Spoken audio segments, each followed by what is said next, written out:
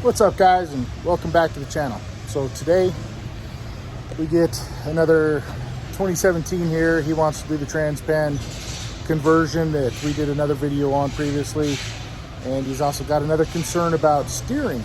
His steering is binding up, so we'll dig into that and I'll show you what I find. Pretty sure I know what it is, but it's something that's becoming more common on 13, 14, 15, 16, 17, any 1500 pre-19 that has, you know, over 120,000 miles or so. This one's sitting right at 128,000 miles. So I'm going to go through my inspection and just show you what I find here and there. So stay tuned. And here is the client for the day. We've got an air filter. The box looks pretty dirty, but I've already popped this lid off. Took a look at that filter element and it's pretty clean. Now let's take a look at this throttle body.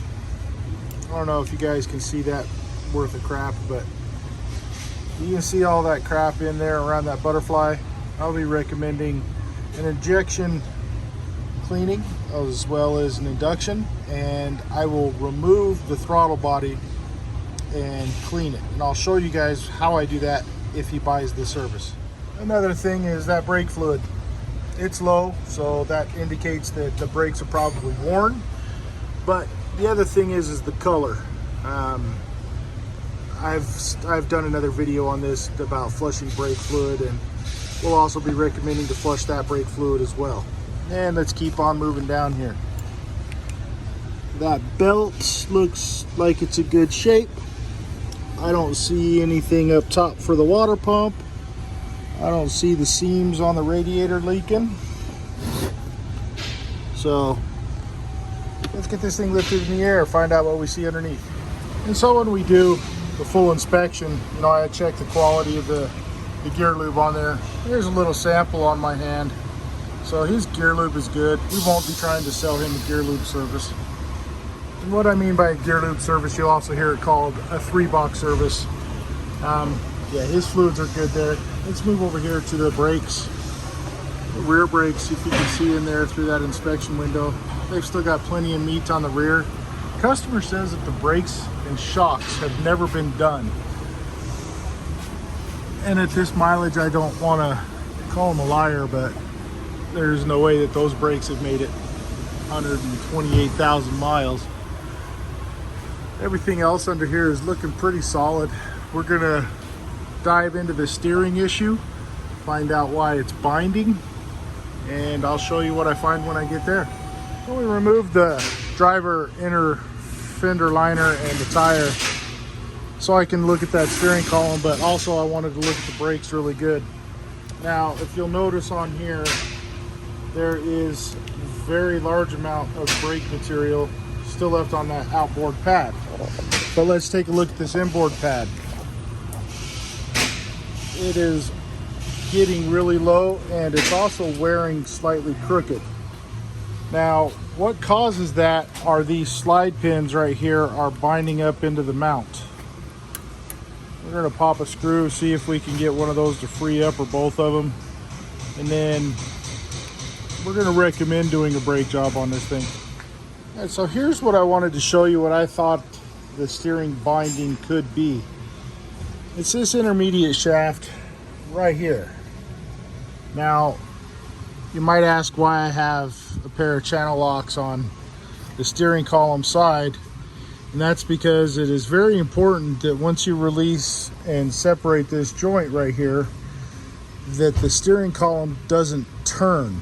You got a clock spring up in there that only has 720 revolutions before you spring it. So if you accidentally pop that off and then the steering wheel rotates, you have to go back through and look at the steering angle sensor in the diagnostic tool to put that back to 0 to make sure that your steering wheel and your steering system are all aligned. It's kind of a pain in the butt. So I just throw a pair of channel locks on there, and when I separate that, I know exactly where it needs to be when I go to put this back together. So then after you separate it, grab a hold of this thing and run it through its full motion. Now this one is not binding. got full range of motion, so I'm going to have to go through and look at other things to find out what's causing the steering to bind up. But this joint right here, this intermediate shaft, has caused a lot of issues in previous trucks. Now really quick, I also want to show you guys another thing that I see happen at other shops time and time and again. And then the trucks come here and I'll see these inner wheel well liners that are all pulled out, beat up and everything, because when these plastic fasteners, there's 3 of them on a 1500, one there, and one there. And when you take these out, sometimes they break. And that's no big deal. I mean, they're plastic, and you go 100,000 miles with plastic fasteners, they break. But when they break, while you're removing, it's always good practice to put brand new ones in when you go to put it back together. And this right here is what I'm talking about. I keep a handful of these things on hand at all times. I have our nut and bolt supplier bring in bags of them because I replace those every time they break. It's just good practice, right? And the other thing is to make sure that the Christmas tree fasteners that go on the ABS lines, if they get so wore out that they don't stick no more or they break, you got to replace it. You got to make sure everything gets put back the same way that it was when it came off the factory line. That's my 2 cents. Anyway, alrighty guys, so after checking ball joints, not being able to find anything with ball joints or anything, I went back to the steering linkage and I actually removed it. When we do lift up on it, there's a crunchy spot in there, right about there. And this side is overly loose going that way. But there is resistance right through there, enough where it'll hold it. Once we flip it over, it falls right down. So if we come back over to that side, it'll hold it.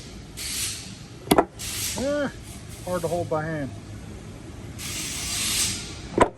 Anyway, you get the gist.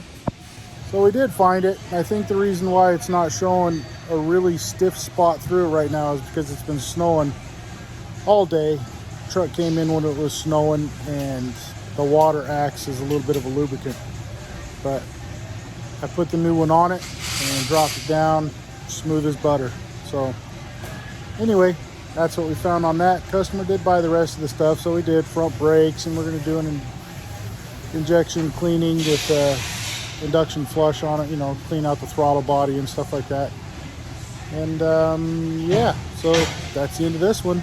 Anyway, I want to thank you guys for watching, and as always, hit that like, comment, share, whatever, you know. Anyway, have a good one.